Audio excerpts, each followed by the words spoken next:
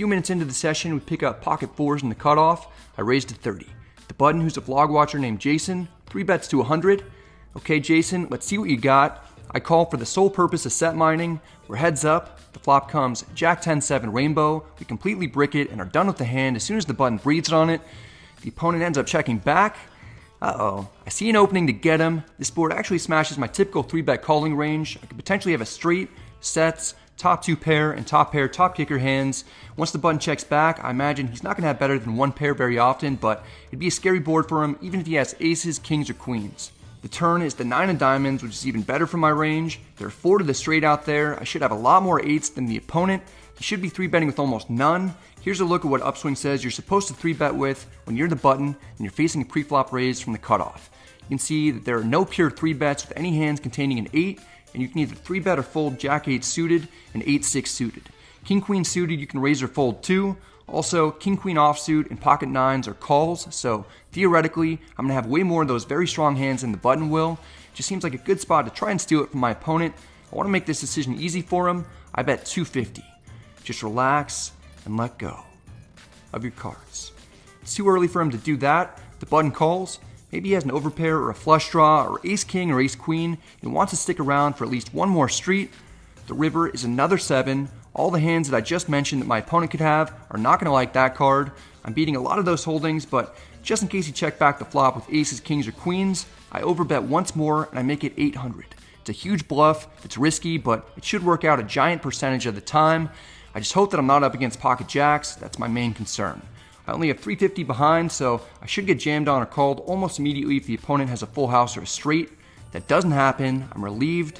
In fact, quite the opposite occurs. The player tanks for a very long time. He must not be that strong. He better not call me with an overpair. Luckily he doesn't. After over a minute and a half, he calls with something else. The player has ace-8 of hearts. It's a hand that I wasn't expecting to be up against at all. He 3-bet light and got there. Major cooler situation. Obviously, nothing at all that I could have done to lose less in that spot. RIP win streak.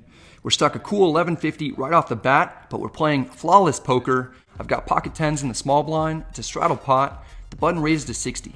His name is Blake. He's from New Jersey and he watches the YouTube channel. You're not really supposed to be flatting anything out of the small blind, but a lot of my edge comes from post-flop play, so I tend not to 3-bet as often as I probably should, especially from out of position. I call for 55 more. The under the gun straddler calls for 40 more. We're going 3 ways to the flop. It's queen, queen, 5 with 2 spades. It's actually better for us that the overcard to our 10s is paired. I check. The under the gun player doesn't seem too thrilled. He checks. The button bets 30. It's been a long time since I've seen a flop bet that small in relation to the size of the pot. I do some quick math and I realize that I'm getting pretty good odds. I call. The under the gun player doesn't like getting 1,000,000 to 1. He folds. We're heads up. The turn is the jack of spades. The flush draw gets there and we have no spade in our hand. Not particularly great. I check. The button isn't taking his foot off the gas pedal. He bets 120. I didn't flat with 10s pre-flop to fold once there's a little pressure. Also, I've learned since I was about 3 or 4 through observation backed up by empirical evidence to never trust anyone from New Jersey. I call. Let's see how much trouble I can get myself into. The river is the 3 of diamonds. It's a complete brick. I'm hoping. I check. The button immediately checks. That's what I like to see. 10s are good. Third pair, no spade, no problem. The player much without showing. It's always nice to win a pot that you don't necessarily know is going to go your way. We're still stuck piles when we pick up king queen offsuit and hijack.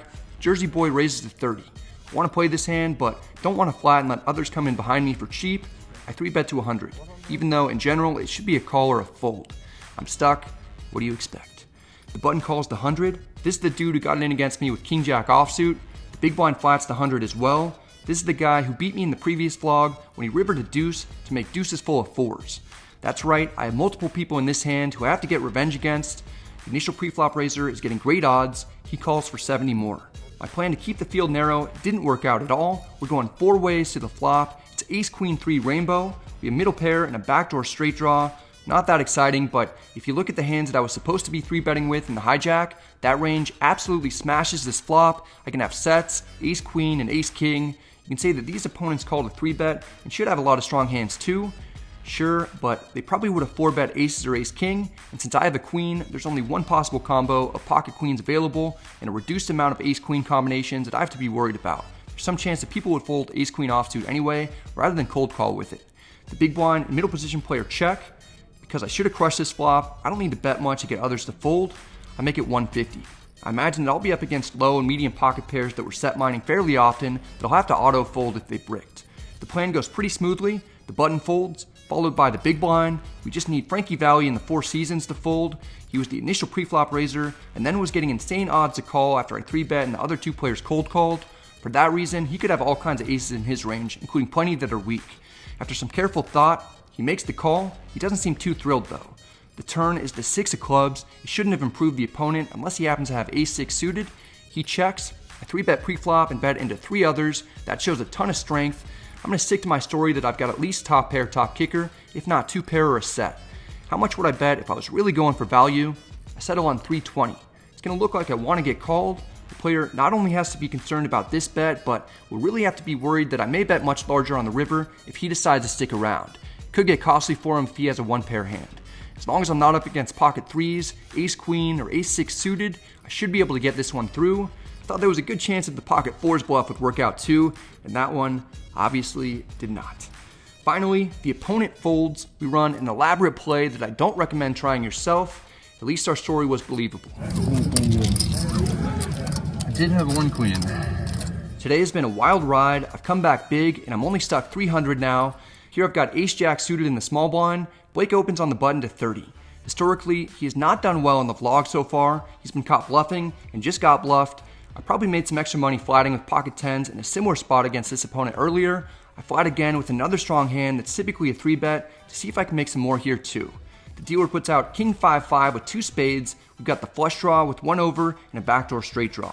Pretty nice one for us. I check, no bet from the button. He checks back. There's a good chance that we have the best hand, and if somehow we don't, we have lots of potential anyway. The turn is the 10 of diamonds giving us a gutter.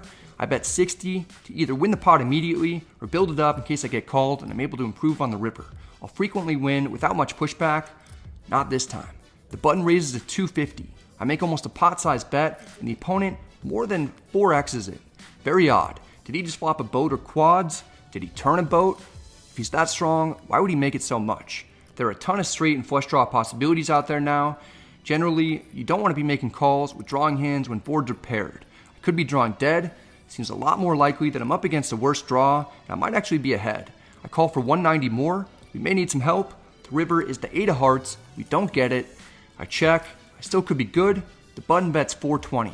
I'm not quite ready to let it go just yet. I'm sure many of you are wondering what we're even thinking about here. This has got to be a fold. We have ace high.